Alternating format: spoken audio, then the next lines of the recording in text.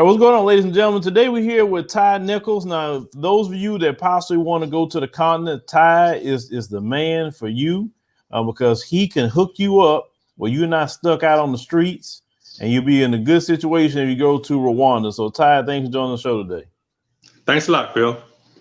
All right, Ty, tell people a little bit about, what you're doing in Rwanda and what's your qualifications, to make sure if people say, well, who is this guy?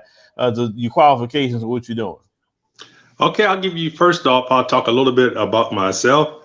I am a licensed real estate agent here in the state of Florida. I'm also a home inspector and a real estate appraiser. So that's to give you a little bit about my experience as far as buying and selling real estate. But what I do in Rwanda is basically the same thing, but I just opened up an office and I was thinking, people always asking, well, how can I get to Rwanda? What can I do in Africa? What type of business can I start? So I put together a program where they can come to Africa. I give them a place to stay. I give them training and also have a meal plan. So they get 3 meals a day. And I put all that together into one package for $3,000. Okay. And so they just have to worry about getting their own visa, right? Well, we do that too. Well, first off, as soon as you land at the airport, they're going to give you a visa anyway. But then we're going to try to get them another visa where they can work in Rwanda. Okay. And this in the city of Kigali, correct? That's correct. Okay. So the homes that you have or that somebody can pay, do you pay $3,000 up front or it's like pay half up front? How do you do that? No, they pay the whole $3,000 up front and that covers 30 days. So like I said, they'll have a place to stay. They have food to eat. They have a meal plan where we give them 3 meals a day. And also we'll give them training to become a real estate agent. So then they can also work for us. So everything is all basically earn income. Yes. So therefore they have everything all wrapped up into one package. So like I said, because a lot of people say, well, I want to go to Africa, but I don't know how to get started. I don't know what to do. And this program covers everything. You pay one price and it covers everything. Okay, so you went on the ground in Rwanda. What was the overall response, to the people that, you was working with and just with the overall community? Because, a lot of people here, they have a great fear of the unknown. That's for sure. Yes, definitely. So, how did the people treat you over there? The people were very nice. I mean, just like the whole continent for the most, well, I'm not gonna say the whole continent, but all the countries I've been to about 7 countries. And overall, they're very nice. They're very friendly. They're family oriented. And I mean, the people treat you nice, way better than what you expect, to be treated and way better than what they treat you here in the States. The people will welcome you when you come there and the people actually look out for you, so no, the people are very nice. And how many times did you go to Rwanda before you actually, got that set up? Actually, just twice. Okay, so the first time you were just kind of on the ground trying to, learn and just make find my way. Find my way around. See what the people are like, see what the experience is, and it's very nice. Like I said, it's very nice. It's very clean. It's easy to get around. Like I said, the people treat you friendly. So I enjoyed it. And so I said, well, maybe I should move my office here, because I had an office over in Ghana, but I moved everything from Ghana to here. And I'll be going back in about 2 weeks. Okay. So what's the differences that you noticed between Ghana and Rwanda? Because it impressed you so much that you say, you know what, I need to move my office over here. Tell us what impressed you about Rwanda. Well, the main thing is ease of business. It's very business friendly in Rwanda. You can get your business license the same day. You can walk in there like 9 o'clock and you're going to walk out with your license at like maybe 11 o'clock. So the ease of business is very fast. You don't have to sit around and wait and cut through all kinds of red tape. I mean, everything is just smooth and they welcome new businesses because they trying to, be like the best country in Africa. Yeah, ease of business, definitely for me is just super important. I'm not going to even go to your country if it has no ease of business. That's right. Kenya has, ease of business. I mean, I definitely heard Uganda as well. And you mentioned Rwanda. How is the internet speed? over there, they have fiber internet and things like that? Yes, I mean, from what I've seen, it's just the same as here. I mean, I didn't have any problems. As a matter of fact, when I went there, I spent a few days in Tanzania, and I think it was better over in Rwanda than what it was in Tanzania. Because when I was in Tanzania, I had not a lot, but I had a few issues here and there, but nothing major. But Rwanda was just like here. Like I said, I didn't see any difference.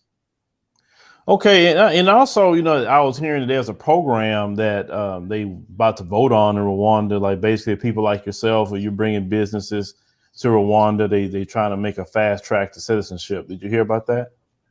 No, to be honest, I haven't heard about that because I was too busy, trying to get myself set up and get my stuff going right. So no, I didn't hear about. Yeah, I heard about that, and so I was like, oh wow, that's good because. See, one big mistakes some Black Americans are making, for what I'm kind of seeing online, is that they think they can kind of do things like you do here. Like in America, you can just research everything online, call people, do this, do that, and you can set up everything online before you get anywhere. But versus in the continent, just the way it's set up, it's like things are kind of like going backwards to the 90s and maybe the 80s, where you still have to go. At one point in time, we used to go and pay all our bills. Yes. Today we paying bills today. So you going to all these different places. Yeah. And people don't understand it's still like that over there when they're so used to this. Everything's online, everything's an email, everything's whatever. Could you explain to people maybe a little bit, even with the real estate business, about why you shouldn't just look at no homes online and just try to go get into it? Yeah, well, some of the stuff is already, can be done online. Like a lot of the banking, I was really impressed with. A lot of the banking they actually do with their telephone, so as far as paying bills and stuff, they actually are, in the 21st century because they pay everything by phone. But as far as paying bills, then some of those, not many, but some of them they may pay by going from place to place. But as far as real estate is very easy and simple too. You just go there to their office and you do the transaction. You sign, just like here, you sign your paperwork, you do your closing, and it's a done deal. So like I said, the business wise, Rwanda is very simple. And that's why I chose that country to set up shop. Well, let me rephrase what I'm saying. What I'm saying is, I know about mobile money and all of that. That's one thing they actually do a lot, better in some instances than even we do with mobile money, like the M-Pesa and all of that, But what I mean by that is, like, you have to still get on the ground to do something when you're in the continent. Like, you got to actually show your face, basically. It's not like we can do something through a Zoom call, or we can do something, like in America, we ain't got to even see each other and do business. Yes. Yeah, because they want to get to know you. They're, like I said, they're more family oriented, they're more people oriented. So of course they prefer to be in contact with you. But at the same time, like I said, they're in the 21st century too. So you can do it both ways, actually. Right. So, and then Kigali is one of the cleanest cities in Africa, correct? That's correct. It's very clean. Yeah. So did you witness it? I heard that the people all get involved with the cleanup. Were you there when they did that? No, but I think that's like the last Saturday of every month. So no, I wasn't there on that last Saturday. But yeah, from what I remember, it's the last Saturday of every month that everybody, including the president, they all get together and they just clean everything, the streets, the alleys, everything. So the city is very clean. It's very clean. Yeah, and then you see some other cities in the continent, and you're like, why in the hell y'all got all this trash all over the place? It's like, because I've seen some of it, brother, and I'm like, oh man, like, why do you just put this on the ground? Like, you can't find a trash can somewhere? Say something that simple.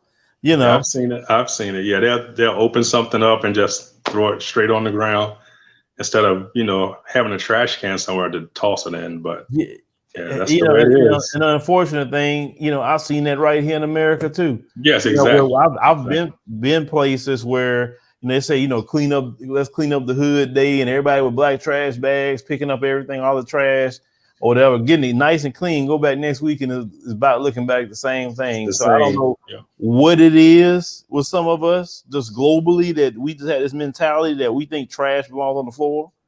Yes. That definitely really bothers me.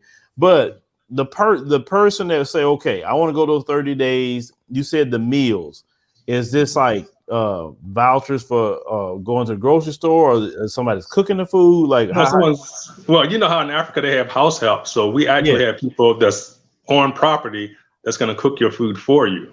Okay. So I want them to have, when they come, I want them to have the real Africa experience, to see what it's like to actually live there, because that's the real reason why most of them are coming anyway, because they want to move there. So I want them to know what it feels like to actually live in Africa. So we're going to have people there cooking their meals for them. We're going to have, you know, someone cleaning the house for them. So like I said, they're going to have the full experience. We know we're going to take them around. We're going to give them a city tour. We're going to help them with their visa. I mean, like I said, everything that they need to get started in another country, we're going to help them with.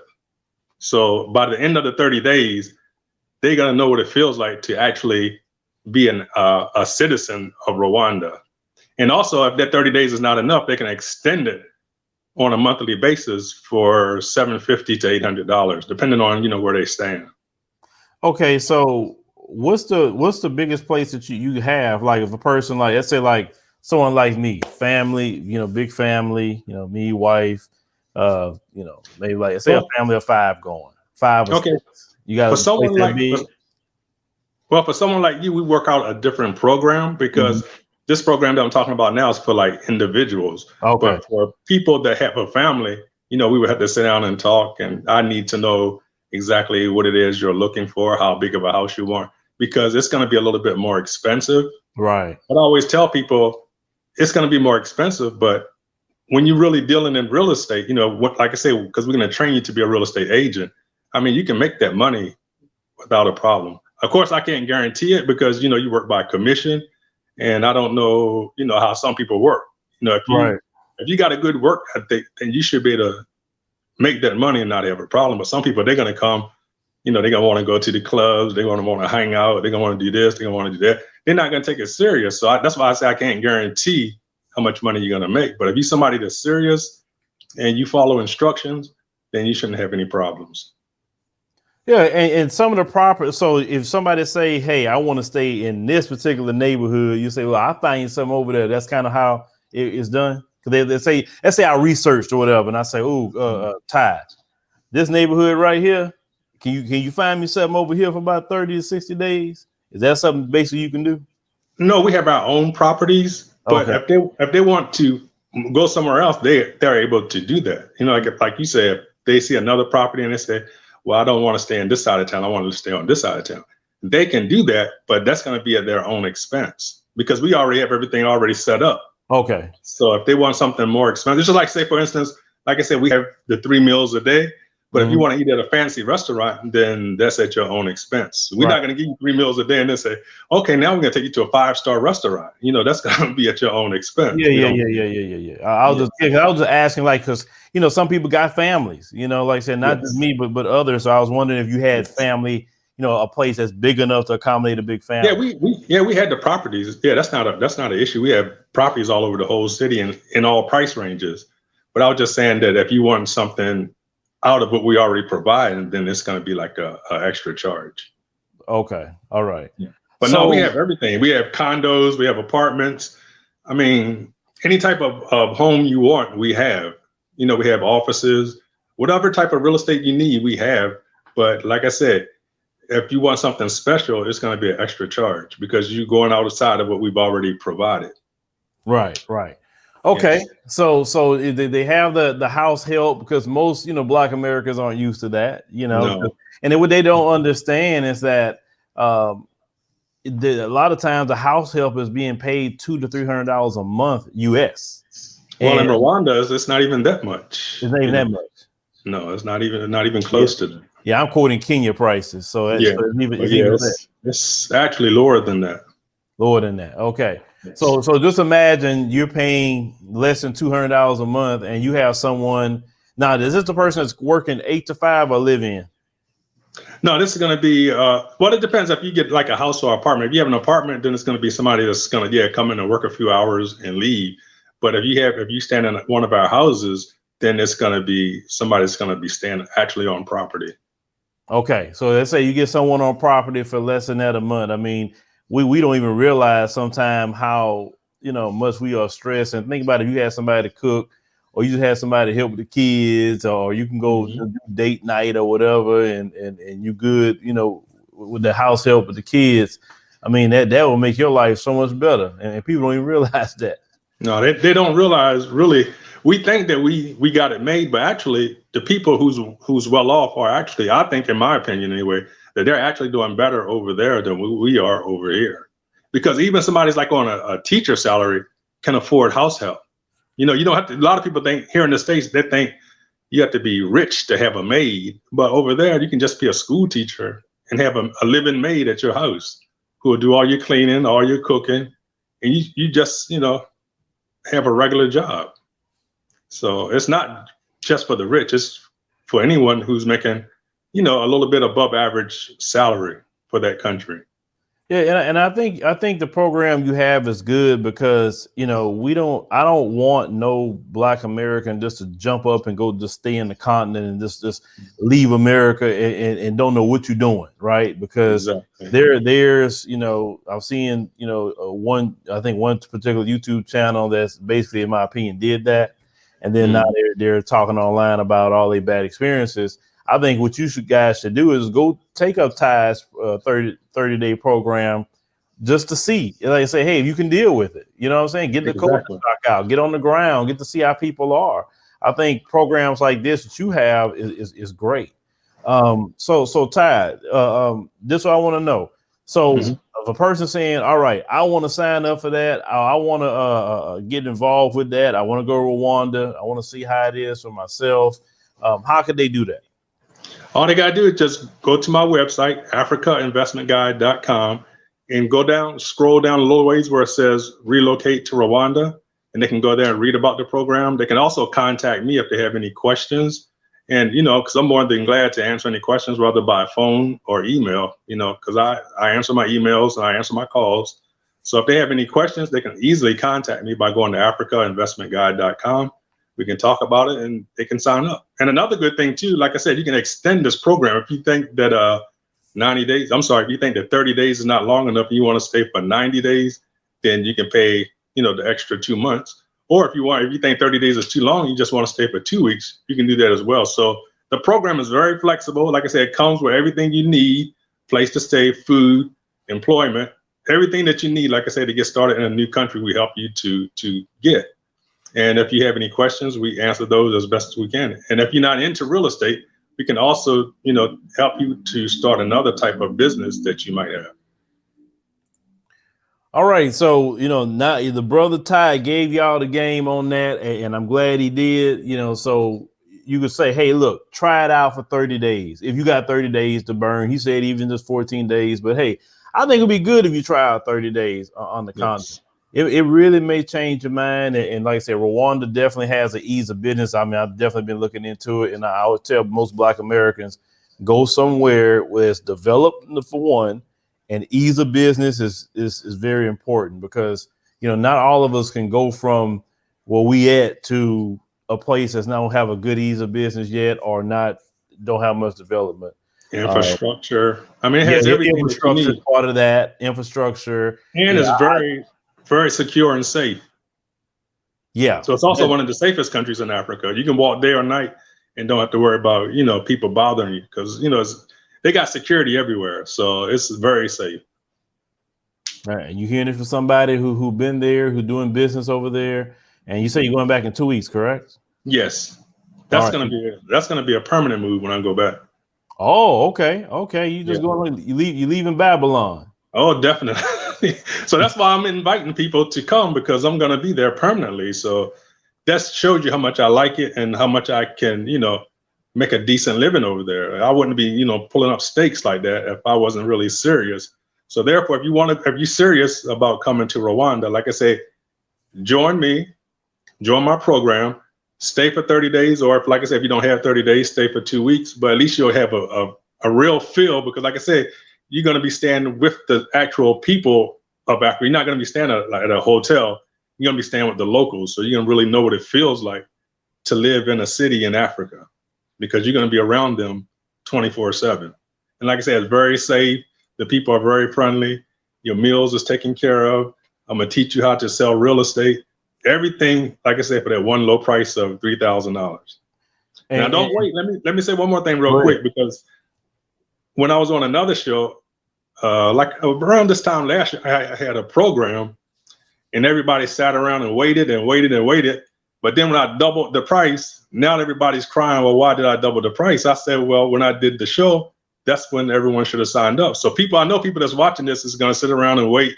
They're going to say, well, I'm going to wait a little bit. But by then, it's possible. I'm not saying it will, but it's very possible that price is going to go up. So if you're serious about getting out of Babylon and going to Africa, now's the best time. Like I said, if it's nothing more than just to visit, you should check it out, because you're getting a lot for that price. And I'm not sure if that price is going to stay at $3,000. As a matter of fact, I can almost guarantee it's not. So, and one last thing, what are requirements for U.S. citizens to come into the country outside of a visa? Do you have to take a COVID test? Yes, they make everybody take a COVID test. And they just stick like a little thing in your mouth, you know, and test it, and you get your results back in less than 24 hours. Okay, so and by the way, you get your visa when you get there, because a lot of people say, well, I need to go get my visa. Well, you don't need to get your visa, because when you land at the airport, you're not going to leave the airport until you get your visa, because trust me, they're going to make sure you get that visa, because that's like income for them. I think it's like, don't quote me, but I think it's like $60 for the visa, 50 or 60, I can't remember. But anyway, they're going to make sure they get their money before you leave the airport. So don't worry about a visa. Just worry about, you know, your plane ticket and getting there, because they're going to make sure that you get a visa. Yeah, and outside of COVID tests, you know, so the U.S. isn't banned. They just got to take. So do you got to take one before you get there, and you got to take one when you get there? Is that how it's going to work? Yes, exactly. Now, yes. Is that COVID test that you're taking over there, is that your expense? No, I'm not talking about you. I'm talking about the person's expense. Yes, because I don't know, you know, if they have COVID or not, because if you come back positive, then you have to stay in quarantine, you know, for a couple of days. They're just going to retest you again until, you know, so we can't be paying that, because what if you're there for a week or a month? I'm not saying that's going to happen. I don't know nobody that's happened to, but I'm just, you know, saying worst case scenario. If you go there and they say, well, you got COVID, we got to stay in quarantine. Well, we can't keep paying your hotel stay every night until you come up negative. So that's something you have to pay for yourself. And the COVID test is $60. Okay, it's $60. Okay, that's at your own expense. Yeah, because that's the thing that we got to know too nowadays with this COVID going on. Exactly. So once we pick you up from your hotel, then you become our responsibility.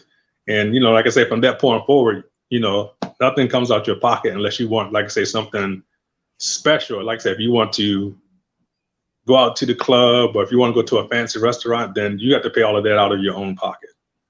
Okay, and how many hours prior to your flight for your COVID test to fly to Rwanda?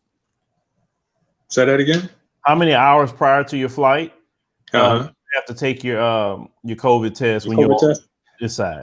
It is, I think they give you four or 5 days.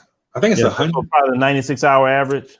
I think it's 100. I think it's 120 hours, something like that. For your flight, okay. All right. Yeah, double check to make sure, but I think it's 120 hours before you get there. You have to take the test. And which one did you take? Did you take the rapid test? Yes, I went to like they have like a medical center here in Tampa where I went and then took mine. Okay, you got it like what, in 45 minutes, something like that? No, it wasn't that fast. It was like the next day. But they call it the PCR COVID test. Yeah. So make sure it's PCR, yes. Because if it's not PCR, they're not gonna accept it. Okay. All right. Yeah, we want to make sure just make sure we know all that with the traveling. Yeah. When they contact me, I'll give them all the information that they know, because they also have like a certain list too for hotels. You just can't stay at any hotel. So that's the mistake I made. You know, I booked my hotel and they said, oh, this hotel not on the list. I said, well, I didn't even know it was a list. So all that pertinent information, when they contact me, I'll give them all the information, because I don't want you to book a hotel and then you be like me and they say, oh, well, you can't stay at that hotel because that's not on our list. You know, they have a special list that your hotel has to be on. Okay. So now you know all the information, ladies and gentlemen. Make sure you go to africaninvestmentguide.com and check that out. Investment Guide. Contact Ty, get all the pertinent information from him. Maybe something I didn't ask, you can ask him. And because some of you may want to go to Rwanda, hell, some of y'all may want to go next month or so and say, you know what, I want to get out of this country just until after the election, and maybe I'll come back. We'll see. I may not come back at all. We'll see what you think. So, Ty, we definitely thank you for joining us on the show today, brother, and letting people know about this opportunity. All right. Thank you very much for having me.